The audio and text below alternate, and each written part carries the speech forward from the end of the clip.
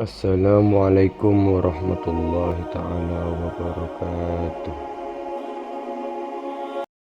Kali ini kita akan membahas tentang salah satu tokoh sufi paling populer hingga saat ini. Berbicara dunia sufisme atau tasawuf memang sangatlah membingungkan, apalagi jika yang dibicarakan menyangkut perkara wujud dan eksistensi Tuhan. Bayangkan saja seorang Ibnu Arabi pernah menyebut Tuhan ada di bawah kakinya. Apakah maksud dari pemikiran beliau yang terkesan berbahaya tersebut? Mari kita simak video ini hingga akhir agar tidak gagal paham. Dalam dunia sufisme atau tasawuf, nama Ibnu Arabi adalah salah satu nama yang paling populer dan tersohor. Beliau adalah seorang filsuf sekaligus penyair yang sangat berpengaruh pada masanya. Ia juga dikenal dengan gelar Syekh Al-Akbar yang berarti Sang Maha Guru dan Sang Penghidup Agama. Gelar yang disematkan kepadanya berkat kedalaman intelektual serta spiritual yang dimilikinya. Ibnu Arabi memiliki nama lengkap Muhammad Ibnu Ali Ibnu Muhammad Ibnu Al-Arabi Al-Athair Al-Hakimi. Masa hidup Ibnu Arabi setidaknya dapat dipetakan menjadi 3 fase, yakni fase para sufi, fase pertautan dan pembentukan jati diri, dan fase pengajar. Pada fase pertama, Ibnu Arabi hidup selayaknya orang pada umumnya. Kala itu usianya masih terbilang remaja. Namun ketika usianya beranjak 20 tahun, ia mulai menggeluti dunia tasawuf. Di sinilah dimulainya fase kedua.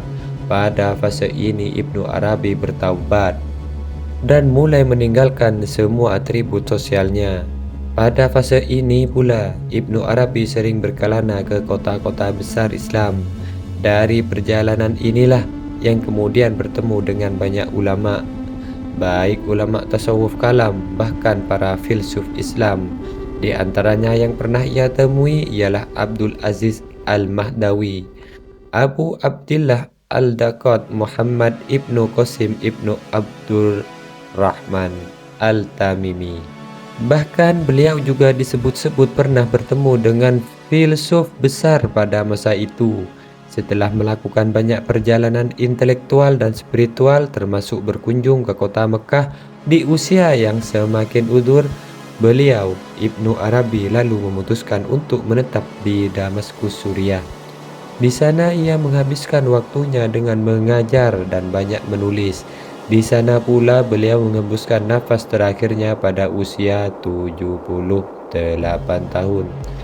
Selama berpetualang sebagai seorang sufi dan penyair, tercatat sekitar 200-300 karya yang telah beliau ciptakan, termasuk karyanya yang terkenal, yakni Al-Hikam dan Futuhat Al-Makkiyah.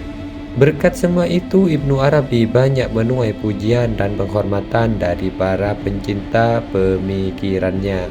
Namun di sisi lain tak sedikit juga yang menghina atau mencerca, mengkritik, bahkan sampai mengkafirkannya. Hal itu disebabkan oleh adanya beberapa pemikiran beliau yang dianggap kontroversi dari pemikiran mainstream. Salah satu di antaranya yakni mengenai wahdatul wujud atau penyatuan terhadap identitas Tuhan. Meskipun terdapat penolakan terkait pencatutan nama Ibnu Arabi sebagai pencatat wahdatul wujud, dan Ibnu Arabi sendiri juga tidak menyebutkan istilah wahdatul wujud secara terang-terangan. Namun tidak disangkal bahwa banyak ungkapan-ungkapan beliau yang termuat di dalam kitab-kitabnya mengandung tafsiran semacam itu.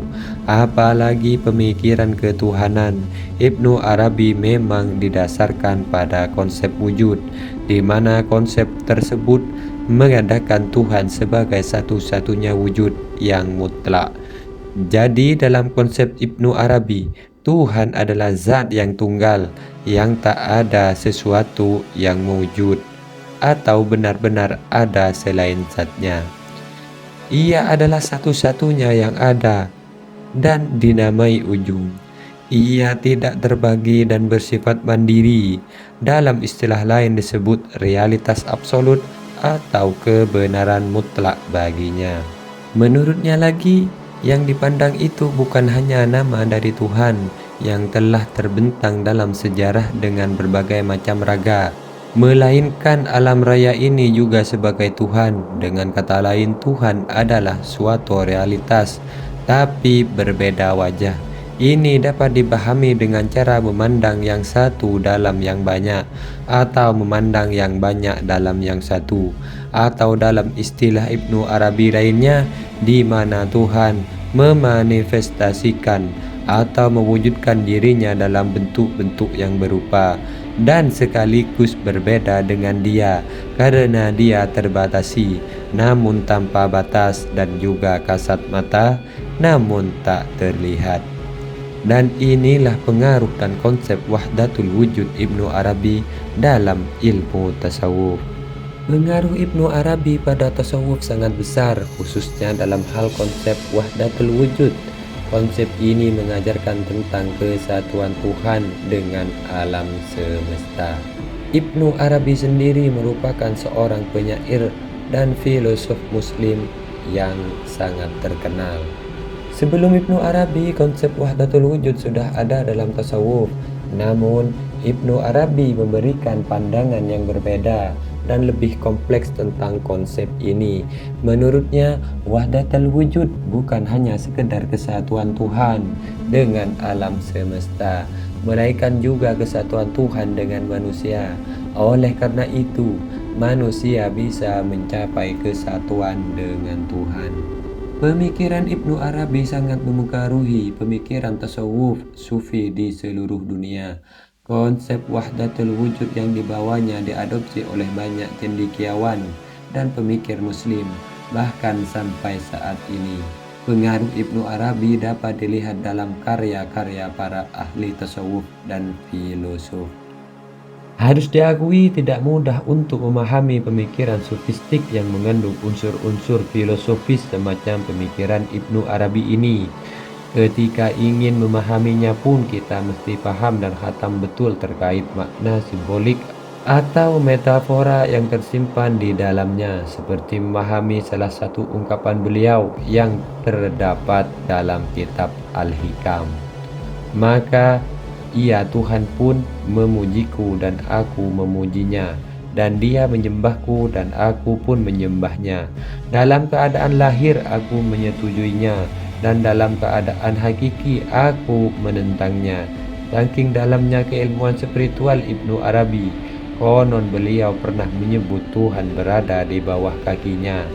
Jadi dikisahkan pada suatu hari di sebuah tempat Ibnu Arabi lewat di tengah kerumunan orang-orang kaya, politisi hingga pejabat yang sedang menggelar pesta pora. Melihat itu, Ibnu Arabi lewat.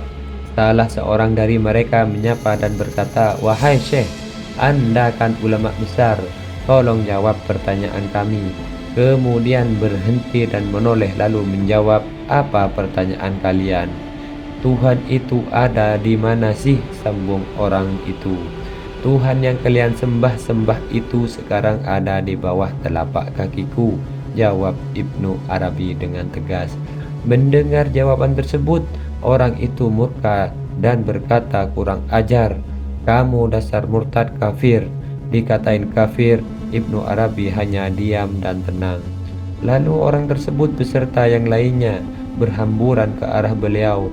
Kemudian secara beramai-ramai mereka memukuli Ibnu Arabi sampai babak belur. Setelah kejadian itu, Ibnu Arabi jatuh sakit dan pada akhirnya wafat. Berselang beberapa waktu setelah kematian Ibnu Arabi, salah seorang di antara mereka merasa penasaran dengan jawaban Ibnu Arabi itu. Ia pun bersama orang-orang yang terlihat dalam aksi penganiayaan tersebut memutuskan untuk menggali tanah yang pernah dipijak oleh Ibnu Arabi. Mereka ingin membuktikan ucapan Ibnu Arabi tersebut yang mengatakan Tuhan ada di bawah telapak kakinya itu adalah keliru. Setelah digali, mereka semua terperangah. Ternyata tanah itu terdapat sebuah peti besar yang berisi emas perhiasan dan uang yang sangat banyak. Sontak saja semua orang-orang itu pada meraung serta menjerit. Mereka baru menyadari bahwa ucapan Ibnu Arabi adalah sindiran keras betapa jiwa-jiwa mereka selama ini telah membuang Allah dan menggantikannya dengan sesembahan-sembahan lain seperti harkat, jabatan, dan kekuasaan. Entah benar atau tidaknya kisah ini, yang pasti pelajaran pentingnya adalah kita tidak boleh terlalu gampang menjustifikasi pemikiran seseorang jika hanya melihat secara sekilas, apalagi kalau kapasitas keilmuan kita belum sampai pada ranah atau tingkatan itu.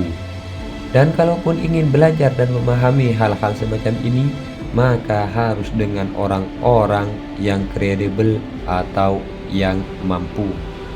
Keilmuan serta spiritualnya sudah mumpuni, sebab jika tidak, jangan sampai kita justru tersesat dan ujung-ujungnya dicap kafir. Wallahu a'lam bishawab.